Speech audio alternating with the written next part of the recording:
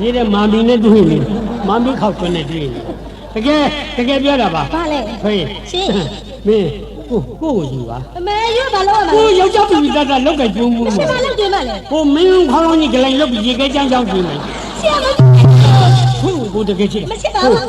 ဘာလဲဒီမှာကိုမိုးကောင်းရဲ့အိမ်မက်ဒီမှာပေးပါနဲ့ဒီမှာဒီတကယ်တော့ကိုရဲတွေရတယ်ငကနိုင်သားတယ်မာကျော်လုံးတိမ်လွာဓာတ်နဲ့ဖြတ်တော့လေရမ်းမထင်တော့ပါဘူးကွာဒါကြောင့်ဒီတရားဒီချိန်မြောက်ချစ်ခွင့်ပန်ကြီးကိုဥက္ကမင်းကြီးပေါင်းချင်းကိုတော့မတိုင်လိုက်ပါနဲ့ဘာလဲရှင်းကြောက်လို့လားကြောက်လို့မပေါ့ဘာဖြစ်လို့လဲဒူးထောက်မှညောင်းနော်ဒါကြောင့်နော်ဆိုကိုကိုမိုးကောင်းအိမ်မက်တယ်မပေးပါနဲ့ကိုကငိုကြပွင့်တို့သက်သက်တီးလေမမေ့ရဘူးချစ်ဦးရဲ့ကိုရဲ့အတန်လုံးကအနိုင်မှမြစ်တာလို့မောင်းမိပါမင်းနဲ့ကိုနဲ့တတ္တမအာမနဲ့လိုက်ရင်ဟိုဒီဒါနိုင်လေးပေါ့မိမှာပါမလေးဒီမှာဒါနိုင်လေးပါမိပါဘာလဲပြောတာစိတ်လည်းမြက်ခင်းမြက်ချောက်ကိုတိတ်လည်းမြက်ခင်းလို့တကယ်ပါကွယ်မင်းတွေ့ဆိုရင်ကိုသူရဲကောင်းတို့ရဲ့ဒါနာကြီးပါဒီလောက်တော့လားဘာလို့ဆိုကွာတကောင်ကျွတ်တိုင်းမှာဟေးတကောလားတိုင်းမှာတကောတော်တဲ့တကောင်ကျွတ်နော်ငါလာပြီးမလုံးနဲ့တော့ကိုချစ်ပါမချစ်ပါဘူးခွေးမချစ်ကိုလူပြင်းမနေဘူးဟဲ့ဘယ်သွားမလို့လဲအိုးနဲ့ကိုခွဲချစ်စားကိုတတ်တရားလားတရားမယ်မသေးပါဘူးနော်မသေးလို့ခဲ့ဘာလဲကိုပြောနေရတာဥပဇာတော့ခွေးဘာလဲကိုဖြေပေးမပေးပါဘူးဖြေမပေးသေး၍မိကရကိုကတော့လိုက်နေချဲလို့လိုက်လေမမိကလိုက်အဲ့ဆိုမတွေ့လည်းပြန်ပြောမှာပေါ့နေရာတိုင်းမှာသူရှင်မဆွဲကုန်ပြီငါလည်းပြန်ပြောမှာဘယ်လိုပြောမှလဲလမ်းထံမောကြီးရှင်မတော်ခါရီ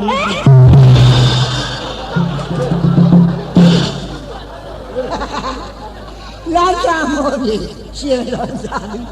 ကောင်းပါကောင်းဒီကကောင်းမှကောင်းနေလို့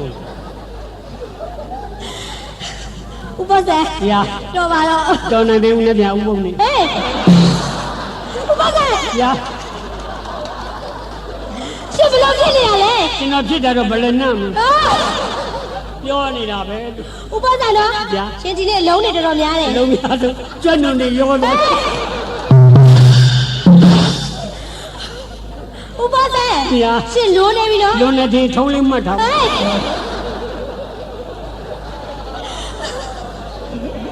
ဥပဇာပါလို့ရှင်မပြီးအောင်လားမပြီးဆိုကျွန်တော်မူးနေတယ်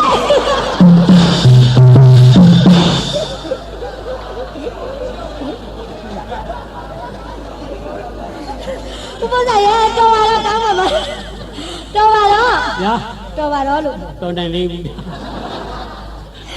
ပဇာရဲ့ရှင်ကိုရှစ်ကြီးခေါ်ပါရဲ့တော်ပါတော့ရှင်မခွန်းနေပြီဘာဖြစ်လို့လဲရှင်ခွန်းလို့လွတ်တာ9ယောက်ရှိတယ်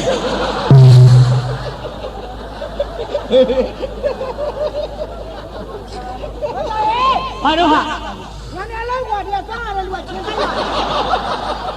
အရေးတဲ့ဒီထိုက်ကသမားတမျိုးဒါကထွေးရေထွေးရှင်ပြောလို့ပြောတာနော်ဟုတ်တာပေါ့နော်မိဘများနဲ့ဒီခုလိုပြန်လေးပြီးတော့တွဲဆုံတော့ပြောနေပြောတာပေါ့ပြောလို့ပြောတာသိမရှိနေသိမရှိတာသိရှိတော့လက်ကုတ်လိုက်ဟမ်နောက်ဒါမျိုးမပြောအကောက်ဘုံသားကတင်းမှာ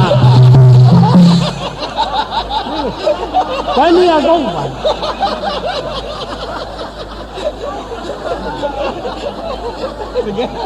ညကလေးကကောက်ချင်နေတာငါမအိပ်လို့ဒီကောင်မခုတ်ပါ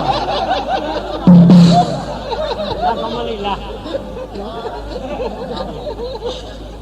နော်ဘာလဲအောင်မိဘများနဲ့ပြန်ပြီးတော့တွေ့ဆုံတော့နော်ဝန်တာတယ်ပြောလဲပြောတယ်ပြရှင်ပန်းသူကားကိတ်ဖွင့်ပွဲမှာလာရောက်ပြီးတော့ကပြရတယ်ဖြောပြတင်စီရတယ်မိဘများကိုအကြောင်းစားပါဒီကားလေးနောက်မှဖြည်းဖြည်းပြောဘာလဲဟိုနေ့ခေါ်တော့ငါသိချပြောလားဘာပြောလို့လဲငါတို့2ယောက်ဘာ2ယောက်လဲ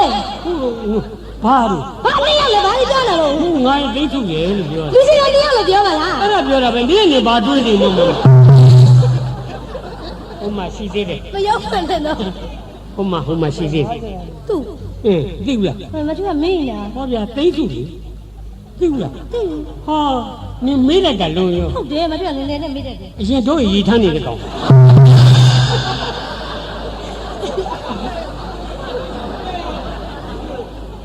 ငါရေထမ်းလာမယ်ဘယ်ရမင်း တောင်ချီးကျုံးလား ဒီကုန်းတန်းနေ ဘာလို့ပဲ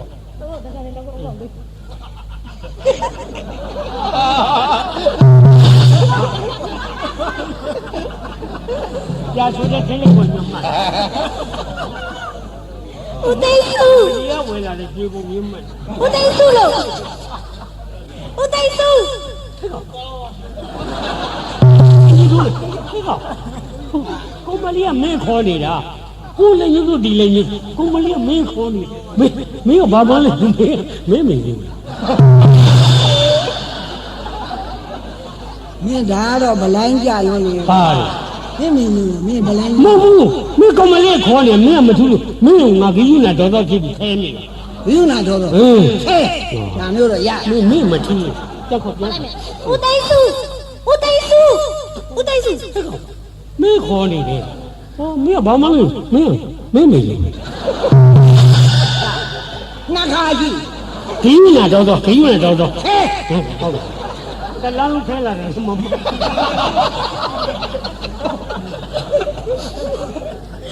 သိန်းစု ဟုတ်ဗျာ ဦးသိန်းစုလို့ ခေကောင် မင်းမေလို့မင်းတော့လောက်ကတော့ဆရာတော်မဟုတ်ပြီလေ ဒီပြကြမှာကြည့်နေတယ်ကွာပါ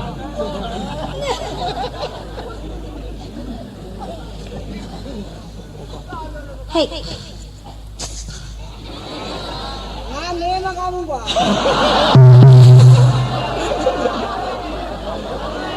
နေမကောင်းလို့ပြင်လိုက်ကြွားတယ် နေရတော့ငါနေပြီးပြင်းနေမှာပေါ့မင်းရတယ်မင်းငါကြည့်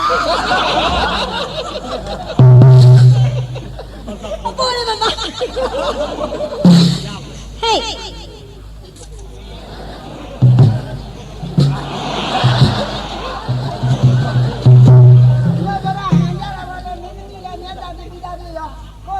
မမြင်လာလဲလူမသိ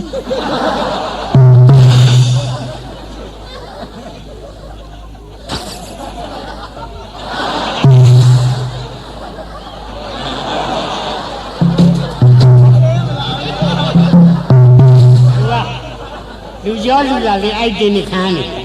ဟဲ့ခမလေးကြားဘူးလားသင်ဒီပုံမျိုးမြင်ဘူးမှာပါ ဘယ်မှာလဲ ဟိုဓာတ်တိုင်နေကတ်ထားတဲ့အန်ဒီရရှိသည်ဆိုတော့ အောင်လားဟာလည်းသေးချာကြည့်တော့လေဘိုးရိတ်440 မောင်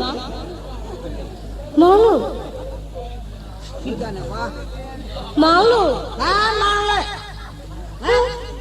ငါမမြင်မြဲွယ်ရမှာသူများနဲ့နေကြလို့နေပြောကြလို့ပြောပြီးတော့နေပြီးမှငါ့ကိုမောင်းဆိုတဲ့စကားတစ်လုံးနဲ့တတ်မှာ မသူတို့လင်မယားကြလေဗျာ အဲ့လေ တဲနဲ့ဘာမတဲနဲ့ဘာတည်တယ်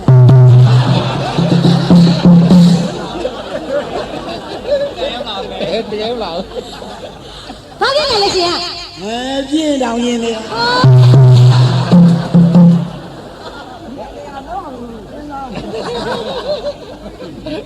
ဒီမနေနဲ့ ဘာလဲဘာကြီးလို့လဲရှင်းမလဲရှိုးဆက်နေချင်းချင်းနဲ့ဘာဖြစ်တာ ဒီကောင်မဘယ်လိုဖြစ် ဘာဖြစ်လို့လဲရှင်းမလဲ အဲ့တော့ဘောကားကြီးရပြင်းနေလို့ပြောဟာမင်းတို့ရပြင်းတင်းနဲ့ကံကြခေါ်တယ်တောင်းတောင်း ဒီနေ့ကကြောင်းလာကွာဘတ် ပြတာလေပြတာ ဘာဖြစ်လဲဦးသိန်းစုရှင်းဖြစ်လာလား ဘာဖြစ်တော့ဖြစ်နေ ရှင်းဘာဖြစ်နေရလဲလို့မသိလို့မေးတာပေါ့ ဒီမိမမဲ့ကြွားကျဆွာ အဲ့ဒါမိမလေမိမမခေါ်လဲကျမနာမည်ဆိုင်ဆိုင်နာမည်ရှိတဲ့နာမည်ခေါ်မိမမခေါ်နေမကြိုက်ဘူး ကြွားကျဆွာကျနဲ့ငါလုံးပြီးတော့မယ် မလောက်ကြည့်လားမလောက်ကြည့်လားမ လောက်ရင်လောက်ကကြည့်ရအောင်ဖြင်းမှုပြမဖြင်းမှုကြည့်နေမှာငါဖြင်းတဲ့လူပဲရောက်တာ ဘာလဲဘာဟဲ့ မင်းတော်မင်းငါမစနဲ့ငါလုံးပြီးလိမ့်မယ် လောက်ကြည့်လားမလောက်ကြည့်လားမ အေးလုံးချင်တဲ့ခါနာနေလို့အဲ့ဒါရမလွယ်ဘူး သိလိုက်ပေါ့ ပါရိုက် ဟဲ့ပါဒီမှာ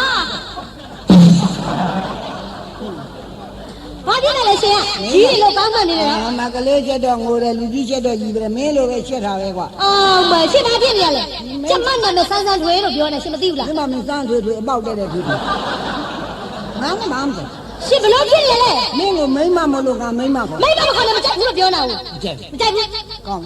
မကြိုက်မင်း မေ မင်းပါ ကျမမိမလေ ငါပါ ရှင်ယောက်ျားပေါ့ အေးမင်းမိမငါယောက်ျားဒါပဲ ဘာရလဲပြေးပါလေ မင်းကမျက်နှာတည်း အဲ့လိုပြောနေပါကြတယ်မိမနာရ မင်းကပညာကြတယ်ထွေး ဟောဘောမင်းပြေးတယ်ဘောမိပါလေဒီမှာမိမ မင်းကပညာကြတယ် မင်းပြောတာကောမလေးကမိမ မိမ ရှင်ကျမနာမည်ခေါ်ပါလေမင်းမိမမို့လို့မင်းပါတယ်ကျမမိမငါပါတော့ရှင်းရောက်ကြတယ်အဲ့ဒါမင်းပြောကြတာ ပြောချာ မင်းမိမငါမရ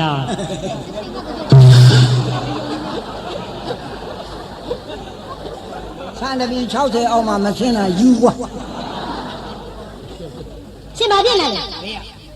အော်မေဆက်ကြရရဘာဖြစ်လဲ မင်းငါအိမ်မှာနှခါကိုချီမနဲ့ညှက်ခဲ့ငါမပြောဘူးမင်းဒါလူတွေတဲ့ကွာ လူရဘာဖြစ်ရှင်ကမဆိုင်လို့လေကဲ ဘာဆိုင်နဲ့မဆိုင်ဘူးမင်းကမင်းစဉ်းစားဘူး မာပြောတော့က မင်းကမင်းလက်ပေါ်နှစ်ဖူးတင်စဉ်းစားကြည့်ပါ ဘာစဉ်းစားလဲလို့လဲ ဟာ နှစ်ဖူးပေါ်လက်တယ် မောက်ရဲ့အိတ်တာကွာ အဲ့ကကျန်းနေတယ်ဟာလေ ဘာဟင်းလဲ ဒီမှာမင်းငါ့ကိုကြွားကျဲနဲ့မင်းမလုံးနဲ့ ငါပြောပါလေ မင်းလိုမိမမျိုး အော်မေစဉ်းစားမှာ တဲသူလိုကောင်ကမဆိုးဟောလို့တခါရရင်မရတပန်းရ အော်မဒီမှာဦးသိစုရှင်လိုလူမျိုးကတဆိုးတခါရဲနဲ့မရတတ်ရတယ်ဒီမဲ့ကျမလိုမိမလဲလေပေါင်ကိုတစ်ချက်ပုတ်လိုက်တယ်လေဒီနားမှာလင်းငေါတော့ရောက်စီရတယ်ပြော သူများပြောတိုင်းမပြော ပြောရဲ မယုံဘူးပေါ့ရတာ ဟဲ့ပုတ်တယ် ဟောရောက်ပြီ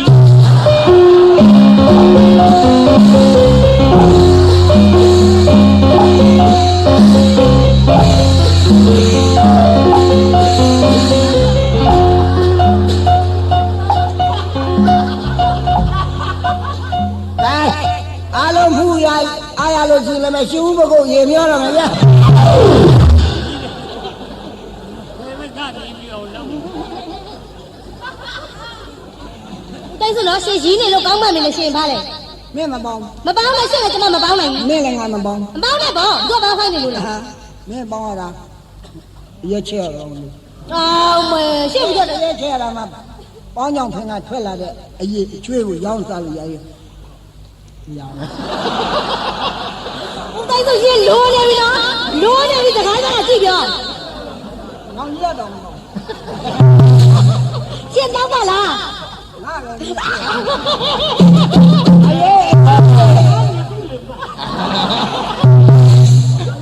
အဲ့နင်းအနေထိုင်မတက်လို့ပြောခံပေါင်း မပေါင်းနဲ့မရှင်လို့ကျမမပေါင်း လူကြီးအိမ်ပေါင်း တော့ကြိုက်တဲ့စီတော့လိုက်ရုံမဲ့နောက်က ယိုးအညာကဖနာပြူကြီး သမလူကြီးငါမေအညာဖနာလူကြီးဟာပါဟာကိစ္စငါပြောတယ်ကြီးပြောငါလူကြီးနော်ငါလူကြီး အကိုပါ ငါမဟုတ်တာလည်းမပြောတာဟုတ်တာလည်းမပြောတာဘာမှမပြောတာ ဘာမှမပြောတော့ဘယ်နဲ့လူကြီးဖြစ်နေလား ဘာမှမပြောတာလို့ဖြစ်တာပေါ့ကွာ ကောင်းတယ်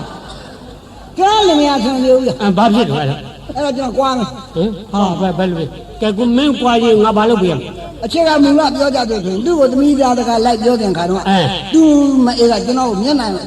လက်ညှိုးနဲ့ငေါငေါထိုးပြော သူ့မေကဘယ်လိုပြော ငါသမီးနဲ့မင်းနဲ့တူတလားတန်တလား သူ့မေအဲ့လို ဟာတော်အဲ့ဒီစကားမပြောနဲ့ အေး အချစ်ဆိုတာ love is blind ဟာ အချစ်ဆိုတာ love is blind အော်အင်္ဂလိပ်လို အင်္ဂလိပ်လိုပြောချင် ဟာပဲ အချစ်ဒီမျက်စိမရှိဘူး အော် love is blind love is blind အဲ့လိုကိုမင်းပြောလို့ဘကိုးတာ ဖယား ဒါမဲ့ကျွန်တော်ဝါဒဖော်လို့ဖြစ်ဖော်လို့လိုက်ပါ ရေးလိုက်ငါလိုက်ပေါ့ဒီဖြစ်နေရောက်နေမှာတော့မောင်သိစုထိုက်ဝန်ဒီဘဝန်ဒီ ဒီတနေ့မွေးသမီးပေါ့ တော်ပြီဆက်ဆက်မပြောနဲ့တင်ထားတာကုန်ပြီ တော်တော်အဲ့ဒီစကားမပြောပါနဲ့ချစ်နဲ့ဘုရားရဲ့မာကြီးဘိနက်စီရေးတဲ့စကားကိုခဏတောင်းဖတ်ဘူးလား ပါရီရေး ငါချင်းသမဲချင်း ဘာမှလုပ်ပြန်တော့ ငါချိတ်သမဲကချင်းနေတယ် မှတ်တာနောက်ပုံရည်ကြီးစားလဲမဲတယ်နော် ညာဦးပဲသွားမှလေးလာဦး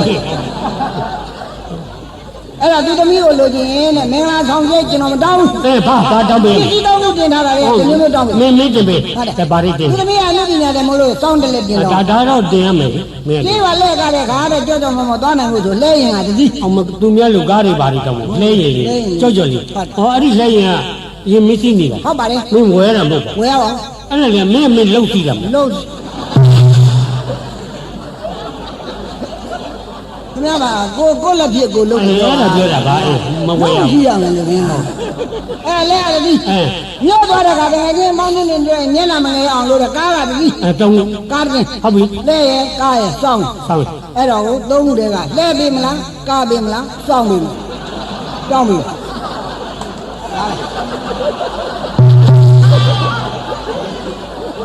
မင်းလို့ရှင်ကငါတခုမှမပြောဝင်အောင်ဖြစ်ဟုတ်ကဲ့လောင်းက ဒါလေ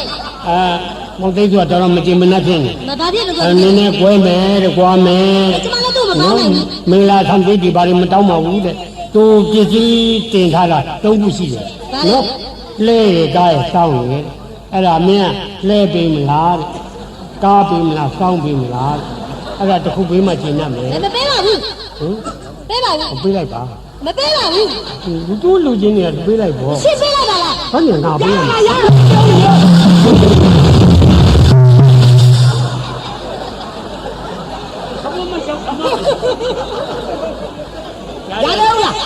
လူကြီးဒုက္ခရောက်မလို့နဲ့ပြောလို့ရှိသေးတယ် ဟော ကွာ အဲ့ပြော လာအဲ့ဒါဟိုသူပြောတာသုံးခုနေတစ်ခုတော့ပေးလိုက်ဟာငါလူကြီးငါပြောတဲ့ကနားထောင် မနာမပေးဘူး ပေးလိုက်ပါဒီလိုလုပ်ပါ ဘယ်လိုလုပ်မလဲ သူ့မပေးချင်ငါပေး မပေးကြလား ဟုတ်လေငါတစ်ချက်ပို့ပေးမယ် မပေးပါဘူး ဒုက္ခဘယ်လိုပြောလို့မှလည်းမရမရ မရလား ပေး လဲပြီလင်းငါမဲခါဆို3နှစ်တည်းရက် မပေးဘူးလေမကူကတင်းငင်းတောင်ချိတ်တယ် အာမအဲ့ဒါကြီးနဲ့ဝါလိုက်လို့ပါပြုံး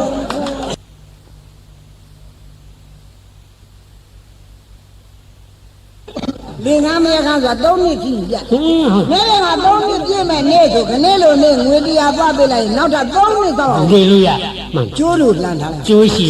ကျိုးရှိကြီးကရိုးရတာပြင်းတယ်နေပြီ နော်အဲ့လိုကဲ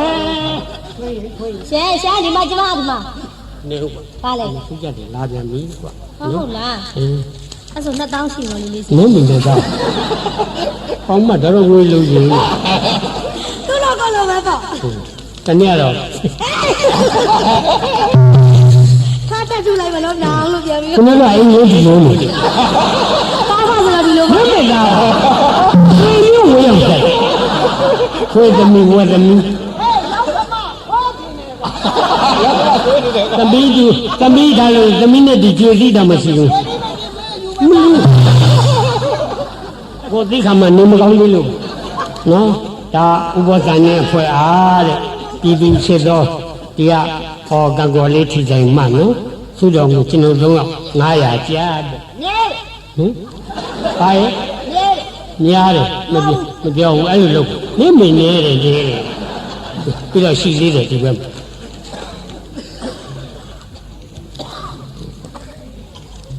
ဒါကအတားခုနငါစိုက်တော့စိုက်ရတော့ဒါလေးဟုတ်ပြီငါတော့ရောရတော့မထင်ဘူးငါလည်းတွေ့တယ်အကုန်ထွက်တယ် ဘယ်ဒီစီဆက်လဲ ညကုန်တယ်လို့ဟိုရင်းကသေးထိုးယူရ အဲ့ဒါမင်းတို့ရဲ့ပြန်မဖြစ်တာ ဒါလည်းဘာရမလဲဘာကုန်တော့ရခေါ်တာ ဒီဘောကွာဩဒါကိုဝင်းနော်ကိုဝင်းဖေရင်အဖွဲကတဲ့ကျွန်တော်တို့နော်ဒါခုနကပေါ့နော်ဒါ900နော်ကျွန်တော်တို့3ယောက်ဖွဲကိုတဲ့ကိုဝင်းဖေရင်အဖွဲကတဲ့စုတော်ငွေ900ကျ ကံကောလေးက နော်တရွက်ကွာနော်ဆရာတစ်ပည့်နှစ်ယောက်နော်ဝေလေးလေးရင်နဲ့ရုံရောက်ကားရမှာဖြစ်ပြီသူ မဲ ဆူတောက်လာဟောမလေးဆူတောက် ဘယ်လိုစီတာလဲ တောင်းတော့ဘူး မတောင်းတတ်ဘူး လားနောက်ထပ်ပေးပါဦးလို့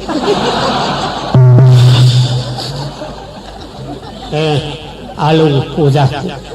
ငါပဲတောင်းလိုက်ပါ တောင်းလိုက်ပါတောင်းလိုက်ပါ ကျွန်တော်တို့ခင်ဗျဒီပဲတောင်းလိုက်တော့နော်ကျွန်တော်တို့ထူးခြားတဲ့ပုံကောအားလုံးပေါ့ခင်ဗျာနော်အခုနောက်ပါဖွင့်မဲ့သိန်း90တန်စုကြီးများဒုတိယစုကြီးပေါက်ပါစေ ပထမစုပေါက်ပါစေ ငါလည်းထိုးထားရည်တယ်ဘုရားမကြံဘယ်နဲ့လဲ မန္တလေးမှာ15လနဲ့16လနဲ့ရမှာဗျာဟာနေကြီးသပင်မိတ်ကအလှပြပြရေးဆို ငါသမီးတွေပါ အဲ့ဒီတိုက်ဟာသူ့တိုက်ပါ ဘာပြီ ဒီချိန်ချင်းသွားရင်သူ့တိုက်တဲ့ချီချပြန်သူဆိုင်ကလေးအဲ့လောက်ပေါ်တယ်အဲ့ဒါကိုပဲငွေလိုချင်လို့ ငွေပဲကိုပြည့်ကြည့်ကြိုက်တာဘလို့ကျင် ဒါ ငွေလိုချင်လို့က အဲ့ဒါအတုတ်တော့ဘယ်တော့ထွက်မှတစ်ထောင်နဲ့ ထားပါ900ပဲထားပါတော့မအားလို့ အဲ့900လည်းခင်ဗျာကြီး တကယ် တကယ် အဲ့ဒါပါလို့ ရော့ဒီဘယ်လောက် ဟင် 150 250အဲ့ဒါ250 ဘာလုပ်နေတော့မင်း မဲအဲ့ဒါမင်းယူတော့အကုန်ယူဒါတော့လည်းဖဲဖို့ထား ဟောငါအကုန်ပေး အကုန်ယူ ကျေးဇူးပါပဲ ပြီးတော့ဒါယောက်ျားချင်းပိုက်ဆံပေးတယ်မပြောနဲ့ ရောမင်းငါပွဲချင်းပြီးပြန်မယ်မင်းကြောက်မှသိရဲ့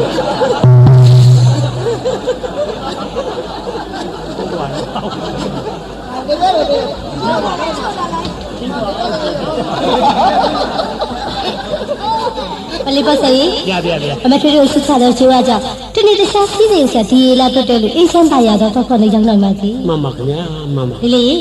မထွေးတို့က မင်းဟိုကောင်းကြီးလူတောင်းတယ်မင်းဆူတောင်းလေဒီနေ့လည်းဆူတောင်း ကိုယ်လည်းနဲ့ကို ဒါပေါ့ ကံကောလေးထိတိုင်က မမတန်တယ်ဒီတိုင်းကိုဝင်းပင်နဲ့အဖွဲရော 900 နော် စောစောလာတာ100 ဟုတ်ကဲ့နောက်ကိုဝင်းပင်နဲ့အဖွဲ900 ဒီဥက္ကဋ္ဌတွေမလာသေး တိမ်ဘူးကြည့်ပြ ခင်မှုလို့ လာမှာပေါ့ဟိုတနေ့ပွဲလာငါတာ ဟုတ်လား ဟိုဒီနှခမ်းမှုနဲ့တိမ်ဘူးဥမောင် ဥမဟုတ် ငါအိမ်နဲ့ဝင်လာနှခမ်းမှုကြီးနဲ့ဟာငါတော့ဘဘအောင်လာမှာပေါ့နောက်မှမဟုတ်ဘူးကြောက်ပွဲငါတာ သူကဘာပြောတော့စိတ်ချလက်ချက အေးသိချလက်ချက်ကားတဲ့ ချမ်းသာလက်ချမ်းသာ အေးခင်ဗျတို့မလီသူ့ငွေတွေလည်းရမှာ ဟုတ်လား အဲ့လိုပြောတာ ဥမဟုတ် အေး ဟုတ်ရင်ဟုတ် မင်းမောင်းရင်ငါရရင်မလို့ပေါ့ မင်းလည်းမတက်တာဥမောင်ကိုလည်းမတက်တာပဲအော် တရားဥမောင်ကနှစ်ကိုရှိဒီကိုဆုံးဒီမှာကားသိမှာနော် ဟုတ်တယ် ဟိုဥမောင်ကတယောက်ကသူကစက်ပဲဟုတ်တော့စက်ပြလို့ငါနဲ့အဖွဲသူကစီဆက်ပဲ ဟုတ်လား ဦးငါနဲ့အဖွဲကြီး ဟုတ်လား ကိုလည်းစီဆက်ပဲငါလည်းစီဆက်မှနှစ်ဆက် ဘယ်မှာ ပလင်းနဲ့ဖိုက် အဲ့ဒီစီဆက်ပိုင်ဥမောင်ကကိုသိန်းကြီးအားတော့ကိုဘောဆံကိုပြောပြီးသားမှာ ဟောဘာပါ သူ့ဆက်ကိုအလုံးလုံးမလား ဟောဟုတ်ကဲ့ အဲ့တော့ကျွန်တော်မေးကြည့်လိုက်ပါဦးမယ် တော့ဘယ် ဒီ လို ပြာတော့ဘာမှမလုပ်ဘူးမင်းစက်ပေါက်ရရ ဘယ်လိုလဲမင်းပြောလိုက် စက်ပေါက်ရ မလုံးနိုင် မင်းအဝတ်ဖက်တယ်ဒီပဲ ဟိုကျွန်တော်ရှားရီထူးနေတယ်ကိုနေကြတော့ရှားရီထူး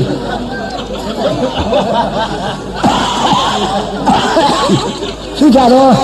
ချင်းကွာအောင် ကံကော်လေးဒီတိုင်းပန်းရှင်နဲ့ပြောဘူး ဟာဦးဖေး ဥဝန်းဖေမိသားစုဘွဲ့ မမ ၎င်းတော့ဆရာပုဂ္ဂိုလ်ကြီးများဘုရားတော်ဘုံမှာရှိကြအောင်ပုဂ္ဂိုလ်များကျွန်တော်ဆုတောင်းပါတယ်အရှိတံပတိယံတို့ကျမ်းခိတ္တမေဝသမိတ်တုလိုသောသူပြည့်ပါစေလို့ကျွန်တော်ဆုမတောင်းရဘူးကျွန်တော်ဆုတောင်းလို့ဆုပေးလို့လည်းမရဘူးဒါကသာသနာ့ရမှာပွင့်တော်မူသောရှင်ပြည့်စုံကဗုဒ္ဓဖယံငယ်ပေးတဲ့ဆု ဩဟုတ်ကဲ့ခင် ရှင်ပြည့်ကဗုဒ္ဓတော်မှာနေရာတိုင်းမှာပေးလို့မရဘူးပရမဇန်ဒုတိယဇန်တတိယဇန်သတုထဇန်သုဇနဇန်ဇန်မြေကိုဝင်စားဝင်စားပြီးတဲ့နောက်မှာနိရောဓသမတာကိုထဝင်စားအဲဒီနိရောဓသမတာကထလာတဲ့အခါမှာကျွတ်လိုက်တဲ့ပုဂ္ဂိုလ်ကလည်းတတိတော့ဒီဟာလေးပြီးရတော့အကျိုးအားကြောင့်တတိဖြစ်ပြဒီတကြိုဖြစ်ပြဒီဆိုမှအစီလံပတိလံတုံးကျန်ကိမ့်မမေဝသမိတ်တုလိုတော်သူတကားတော့ပြည့်စေဆိုအဲဒီကြမှာရ ဒါကြတော့တကယ်တတ်နော်မှတ်တာနော်ဒါမျိုးပြောခဲ့ပါနော်ဘာလို့ဆိုတော့ဒါဒီပခုတ်ကူနဲ့သူကတင်နေတဲ့ချိန်မှာ လင်းတော့ လင်းတော့ ကြားလင်းတော့ သူကဘုန်းကြီးကြီးတွေ့ပါဘုန်းကြီးကလည်းကောင်းကောင်းတက်တယ်နော်အခုပြောနေဘယ်တော့မှတ်သားရတော့သူတို့เจ้าကအမလီရဟန်းနေ အာဒိတ်ကြတယ် မလီ တာမလေးရက အေးနမကြီးတာ ဟုတ်တယ် ကိုတနေ့ကိုမင်းတို့ကြောက်ပါလေဒီနေ့ကိုနှစ်စီစီကိုကြီးတပါဟာမ မင်းချီတောင်းတဲ့နေကြီးနဲ့ကိုမထိဘူးတဲ့ ဇန်ရနေလား တစ်ပမတဲ့နေတယ် မင်းကလေကားလေးတော့ထောင်ပေးလိုက်ပါလားလို့ ငါပြီမမသိ မင်း तू ကစကိုင်းနောက်ဘက်ကကြောက်ပနံကကြီးကုန်းသား ကန်ကြီးကုန်း ကကြီးကုန်းသား တိုင်းတိုင်း အဲ့ဒီမင်းတို့ကကြီးကုန်းမှာလဲဟိုရွာရှိဘက်ကရွာဦးချောင်းရှိ ရောင်းကြောင်းသူလေးတကိုးကြည့်တာပဲ အဲ့ဒီ ငါလေးကကြောင်းထွက်တယ် အဲ့ဒီရွာဦးချောင်းကဟိုကြက်မနဲ့မှာကအဖြူဥလို့တွေရ ကျဲကိုဖြူဥတာဘောက်ကမင်းလေဒါမြတ်ဆန်းလို့ မင်းတူတော်မောင်ကဖိုးတူတော်ဝက်နေသူကပြောတာ ဟင် ကြက်မနဲ့မှာအဖြူဥတာအဲ့ဒါရွာထဲကရုပ်ပတ်နေတာကဖိုးတူတော်နဲ့ဒီကြက်မနဲ့မှာနဲ့ရုပ်ပတ် အဖြူဥလို့ဘောတူလို့လေဥ အဲ့ဒီဖိုးတူတော်လေးကလည်းငါနဲ့ရုပ်ပတ်တာတော့မခံနိုင်ဘူးဆိုပြီးကြက်ဥကိုပြုတ်ပြီးခွဲကြည့်တော့အလေကောင်ဝါဝါလေးတွေ့တာခုတော့ကိုရင်လေးနဲ့သိုးတယ်လို့ ဘာလို့ရှောက်ပြမလဲ ခုနကပြောတဲ့ဒုတိယဘုရားနဲ့ရှင်သေကဗုဒ္ဓပေးတဲ့သူ့ကိုကျွန်တော်တို့ပေးရင်နားထောင်လို့တော့ကောင်းတယ် ဟုတ်ကဲ့ မရဘူးဒါပေမဲ့ကျွန်တော်တို့လားဆိုမဟုတ်ဘူးဘယ်ပုဂ္ဂိုလ်ကပြီးနားထောင်လို့တော့ကောင်းတယ်မရဘူး ဟင် မလွဲတဲ့နည်းနဲ့မှန်ကန်သောစကားကိုသုံးရမယ်ဆိုရင်ဒီတော့မသုံးရမယ်ဆိုဘုရားရှင်တော်ကိုယ်တိုင်နှုတ်တော်ကဟပြီးတော့ဟောကြားခဲ့တဲ့ကျွန်တော်သူ့ကိုပေးပါမယ် ဘယ်လိုလုပ်ရ ကျွန်တော်တို့ဘောစေတနာတဏ္ဍာနဲ့ချတဲ့သူ့ဝေပါ ဟုတ်ကဲ့ စေတနာအားဟာ ငါကျိုးပေးပါ များ မမ ကုသိုလ်အားက ပွားပါ ပွားအဲ့တော့စေတနာရှင်ရတတိတံပါကံဇနီးဒီ တူတော့ တတိတံတူသောပါကံအကျိုးကိုခနဲ့ရစရသေးပါစေသာ အောင်ပါလေအောင်လေတို့မခွဲလို့ဘယ်တော့ဒီရမှမသိဘူးသူတို့ကတီးတို့ဒီကရှေ့ရခွဲအောင်မလို့ပါတို့တော့မဘယ်တော့ရမှမသိဘူး ဒီပေါ်ဆိုင်ဒီသိစီချလာတော့ပြိတ္တပန်းကိုပန်းရည်စလီရှင်မချီလို့ဆက်နေလာကြတော့ကနေလက်စပြဖနာတလိုက်ပါတယ် နေဟုတ်ပါနောက်မှလက်ထက်တွေ့ရလာပြန်ပြီ ဟုတ်လား ဒီကောင်ငွေ900ကျားတဲ့ဟုတ်လားနော်မဒီဒီနေ့တော့အပြန်တော့ကွာနော် ကာကြည့်အောင် နောက်ထပ်ကားတစ်ကြီးငါအောင်မသိ ဘာလို့လဲ ဆုံးငွေတွေတဲ့ ဒါတော့မှဥမောင်ကိုတော့မလာဘူး အော်ဒီဥမောင်ကိုတော့ပြောနေလာမှာပေါ့ကွာမင်းလူကြီးတွေသိခါကြပါလားမင်းမန္တလေးကနော်ဒါကိန်းကြီးပေါ့ဗျာဒါတော့ကျွန်တော်တူလေးဆိုလည်းမလွဲပါဘူးနော်ကိုမျိုးဝင်ကကျွန်တော်တော့စုဆောင်ဝင်900ရကြံလေးလေဒီကောင်မှတ်ထားအောင်ငါးစီဘယ်လောက်ရှိကိုပိုးတော့မတောင်းနဲ့ ဘုရားဒီအလုံးသားတဲ့ထောင် လာပြန်ဒါကျွန်တော်တို့တဘာဝဆေးတဲ့တက်ဆက်ကိုရောင်းဝယ်ရေးနော်မြေလမ်းပကုတ်ကူမျိုးမှာစုတော်ငွေ900ကျားနော်နောက်က1000အားလုံး1250ရှိသွားပါ 4000ခွဲ ဘူးဘောတော်လို့ ဘာလဲလူကြီးကလည်း ကြာတော့ငါသဘောထားသေးကျင်လာပြီ ဘာလဲကားပါ ဘော ကြီး လာ လို့ပြော ပြေး တာ လာပြီဆိုတော့ကမလေးနဲ့မင်းတွေကမဟုတ်မှလွဲရောမဟုတ်မှလွဲ ဒါတော့ကွယ် မဟုတ်လို့လွဲပါနဲ့ မင်းငါလာရတာမင်းနဲ့သားနဲ့နေရတော့ငါမပြောချင်လို့ရ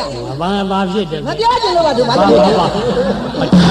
ကြည့်ရော ဒီပေါ်ဆိုင် ရပြ ဟောချက်လာတဲ့ပြိတ္တပန်းကအခုမထွေးတို့ပြပြတဲ့ပွဲဆိုလို့ရှိရင်မန်းမျိုးသူကားကိတ်ဖွင့်ပါပဲဟုတ်ကဲ့ရှင်ဒီကားကိတ်ဖွင့်ပါမန်းလေးမျိုးရောင်စီကြီးကြီးတိုင်းလို့သူတို့အားပေးပါတယ် မမခင်ဗျ ဟလာ30ရက်နေ့မှစပြီးမန္တလေးကနေပြီးတော့9နာရီတိတိ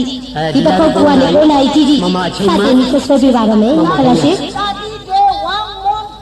တောင်းတင်ဝမ် ဘာဒီပြောမလို့မသိ တောင်းတင်ရဲ့ဝမ်မွန်ဆိုတာတလား ဘူးမင်းဘာတာတူဝါနေရောဘာတွေမင်းစလုံးပေါင်းနေပါလေနားလေစပယ် စပီဒီစပီဒီမောင်မသိဘူး စလုံးပေါင်းဆိုတာစလောင်းမို့ဆို မလေးလေး30ရက်နေ့မှစလို့ဈေးနှုန်း150ချက်တည်းဟလာစတင်ပြီးဆွဲပါမယ် ဟုတ်ကဲ့